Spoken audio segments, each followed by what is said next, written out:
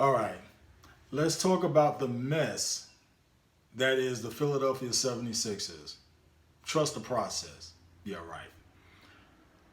Trust the process. Now, the process, of course, being Joel Embiid, along with James Harden. Let me talk about these two first. Let me set up the mess that is these two. Now, recently, James Harden declined his $35.6 million player option to become an unrestricted free agent this summer in order to secure a long-term deal. Now, this from the Bleacher Report.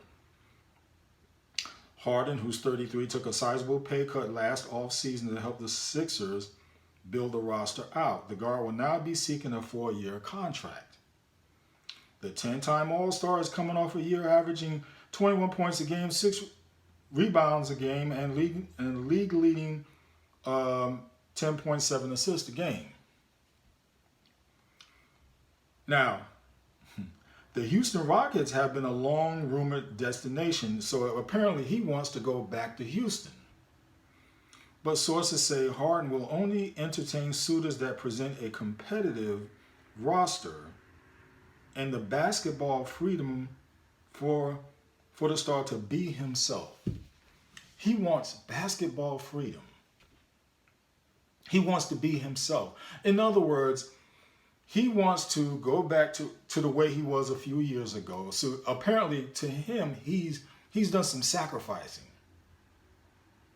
He's done some sacrificing for the good of the teams that he's been on.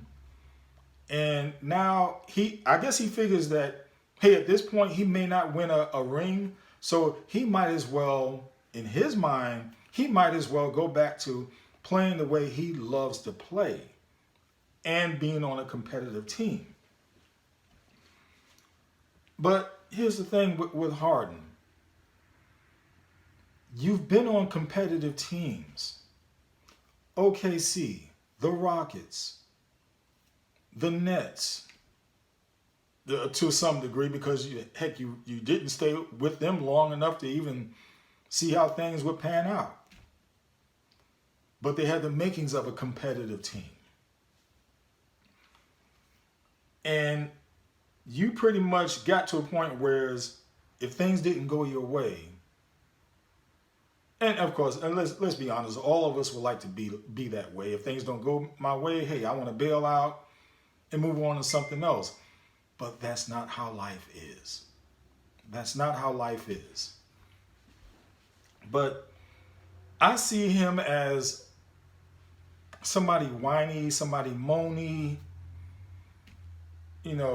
can't get what they want type of attitude. So I'm going to pick up my toys, going to pick up my ball and go somewhere else. And now this is what he's doing. Oh, I'm going to pick up and go somewhere else. If it was me, if I owned the team, no, I don't want you. I don't want your sorry behind. Because for one thing, you're all that in a bag of chips, as they used to say, during the regular season. But when it really, really matters, when it really counts, you're nowhere to be found during the postseason. Nowhere to be found. And let me read a little more here.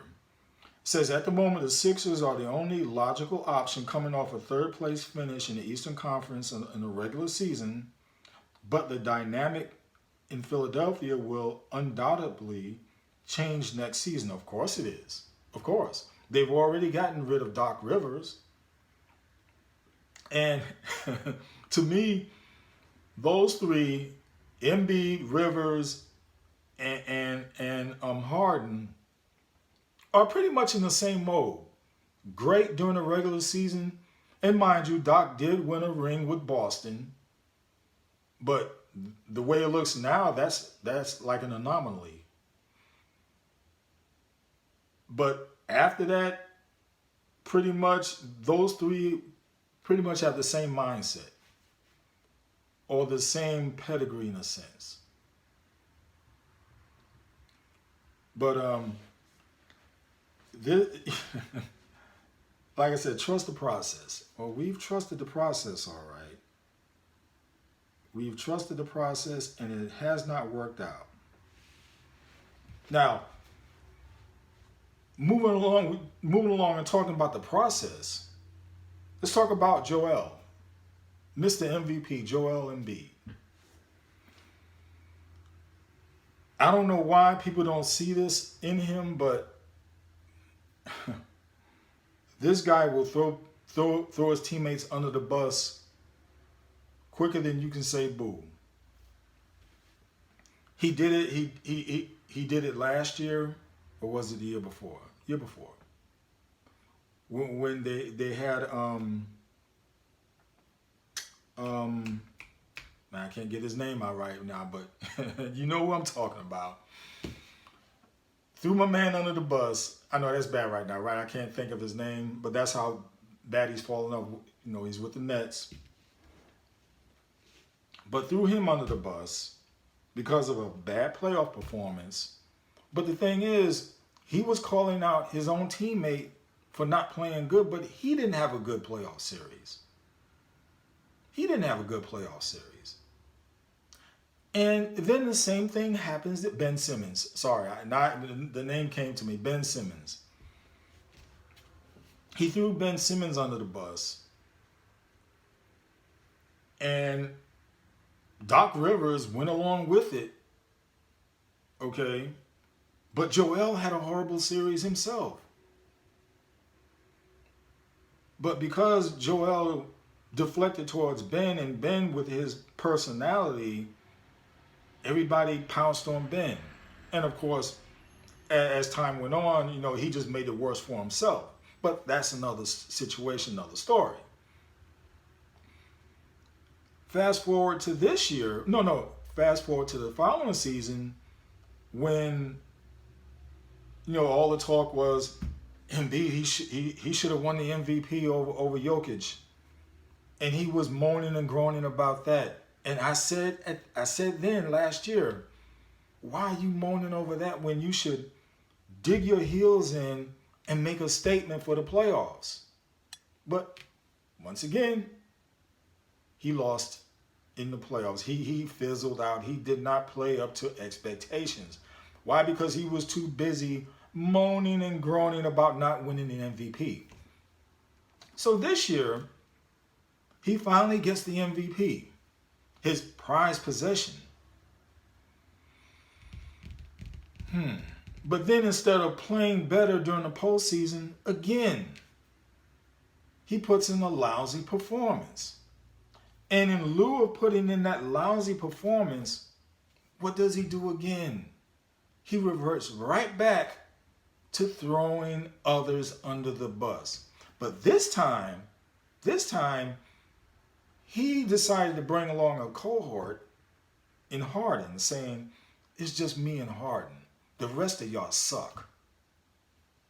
Let me give you the comments on that. Let's see. What did he say? He said, now, the last two losses diminish what the Sixers accomplished this season. Joel said, you can be tough as you want mentally, but if you can't respond by making shots, that doesn't mean you're weak mentally. We kept shooting and we kept missing, and that's okay. No, that's not okay. Those comments are weak, and you're weak. Then he said, or maybe it just wasn't meant to be. Comments like that come from losers. Comments like that come from losers.